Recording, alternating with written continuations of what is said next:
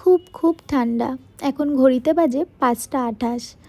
অনেকক্ষণ আগেই ঘুম থেকে উঠেছি, উঠে ঘর মুছেছি, আর এখন দেখো আমার স্নানও কমপ্লিট। আর এখন রেডি হচ্ছি, আজ যাবো বড় মায়ের মন্দিরে মায়ের দর্শন করতে। আর এদিকে দেখো আমার বরকে আমি ডাকছি, আমি বলছি ওঠো ওঠো, অনেক দেরি হয়ে গেছে, স্নান করে আসো, নাহলে আমরা তো লেট হয়ে যাব। আর দেখো আমি থার্মাল পরে নিয়েছি, এত ঠান্ডা লাগছে সকালবেলা, ভোরবেলা, কি বলবো। দেখো আমি বিছানাটা গুছিয়ে নিচ্ছি, আমাদের 6:30টায় ট্রেন আছে, ওই ট্রেনটা ধরতে হবে, ওর জন্যই না একটু তাড়াহুড়া করে রেডি হচ্ছি। আর হ্যাঁ, আজ বছরের প্রথম দিন, তোমাদের নতুন বছরটা খুব খুব ভালো কাটুক, সবাই সুস্থ থাকো। দেখো রেডি হয়ে নিয়েছি, আর জানো তো স্টেশনে গেছি আর ট্রেনটা ঢুকে গেছে। আমাদের ভাগ্যটা এত ভালো যে সঙ্গে সঙ্গে আমার ট্রেনটা পেয়ে গেলাম।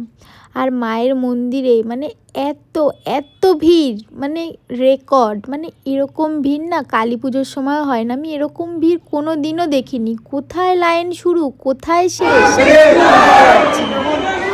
অবশেষে না মায়ের মুখটা দেখে এত শান্তি লাগছে, কি বলবো। আমার পায়ের তলায় কিছু নেই, হাঁটতে হাঁটতে ছাল উঠে গেছে পায়ের, কিন্তু মা